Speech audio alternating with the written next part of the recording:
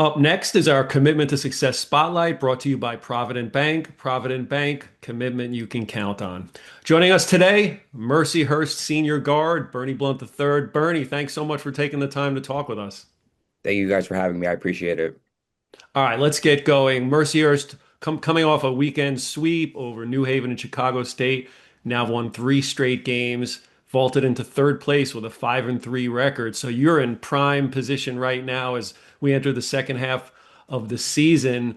What has the team done in these last week or two to get on this roll?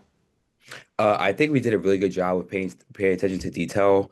Coming off our Stonehill loss, we kind of took that like hard as a team, and we really like looked in the mirror and ourselves individually and as a team. And ever since then, we've always been having good practices, good lifts, good individuals.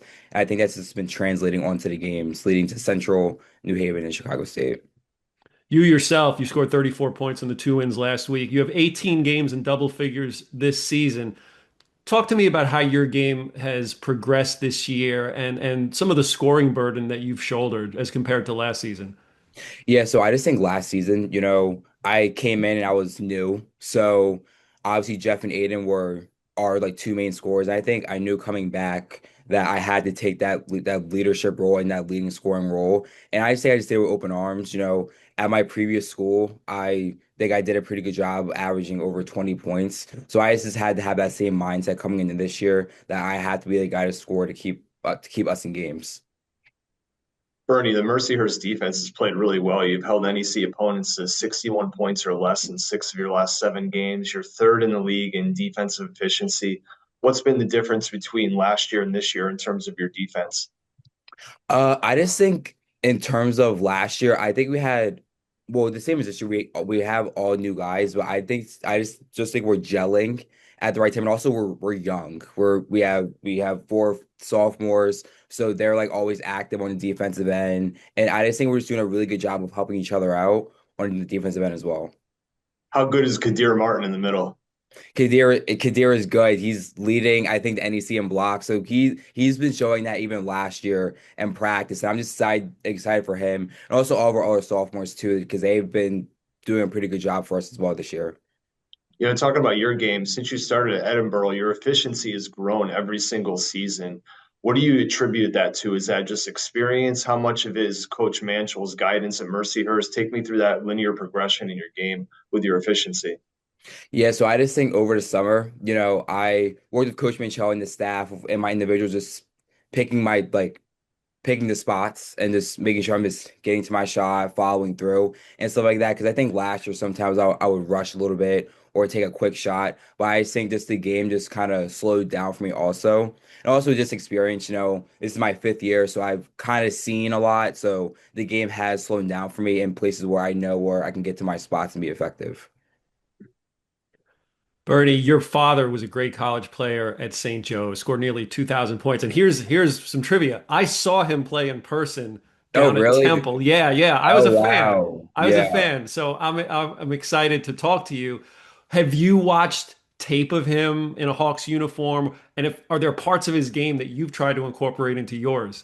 It's actually funny that you asked. So my grandma, she recorded all of his games from high school and in college. So from time to time, we'll put on like his old high school tape or or his college tape at St. Joe's. And I will pick some stuff. He was a different player than I was. Obviously, he was much bigger than me. He was more aggressive and stuff. But I just think just the aggressiveness in the offense, that's something I picked up as I picked up. Also, just playing with a chip on my shoulder. I just think just always that's something that he instilled in me, just always playing with that edge and always with that chip on your shoulder every time you play. So when there's a holiday, does he pull out all the old tapes, make you watch all his old Yes. games? Christmas, on my birthday, Thanksgiving, like it's actually crazy. Yeah, this is what dads do. So there you Yeah, go. exactly. Does your father have that clutch gene like you have? He does. Yeah, there's some high school and some college games where he hits a big three or dunks on someone or gets a clutch steal. I'm like, it's the apple doesn't fall that far from the tree. Oh, that's great. Were runners part of your father's game? Because right now you're currently in the top 97 percentile in points per possession on runners. You're making 67% of those shots in the lane, and you're 5'11". You got to finish over bigger defenders. was that something you picked up from your father? And how have you gotten so much better at runners this season? Yeah, I just been practicing just like different finishes around basket, especially in the summer. With my dad, he was a lot more hard nosed, but we work on like a lot of touch shots. So I think I attribute to that because that kind of like helped me like get my floater down and my different layups down too. So Yeah, the thing that really stands out with me when I'm looking at the numbers with you is you have a really high possession rate. You're currently top 200 nationally among all Division One players in possession rate, but your turnover rate is also in the top 200 in terms of lowest turnover rate when the ball's in your hands. So you have that unique ability of having the ball in your hands all the time, but not turning it over. What's your secrets in terms of protecting the ball, even though it's in your hands all the time?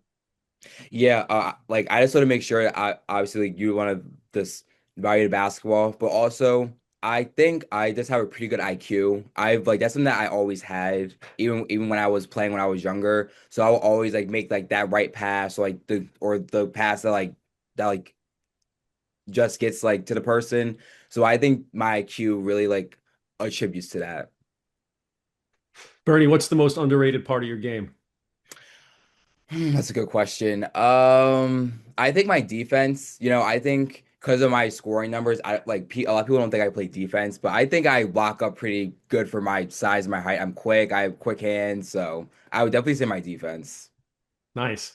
What's after college basketball is over? You're one of the old guys on the team now. What is the plan for you? Do you continue? Do you want to continue playing, getting coaching, or moving in a completely different direction? Yeah, so I definitely have pro aspirations. So obviously after the season's over, I'm going to look into pro opportunities and hopefully I play pro for a couple years. I want to play as long as I can. After that, I want to be a sports broadcaster slash analyst. So I kind of want to dive myself into that field All after right, Bernie, you're gonna have to give me a call down the line then. All I right. will. I We will. will Sounds help you good. out here. So, all right, that good to know. We're always looking for a new talent, right? Yeah. All right.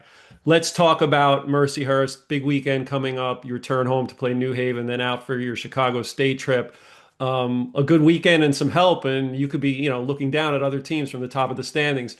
What does Mercyhurst need to do not only this weekend, but the rest of this season to meet the goals you've set for yourself and your team?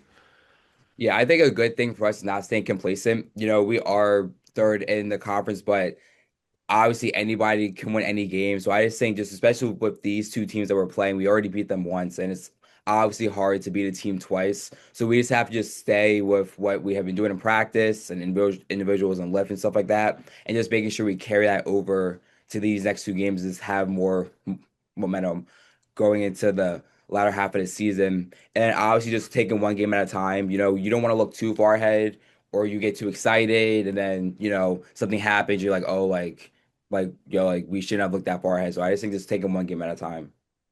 Nice.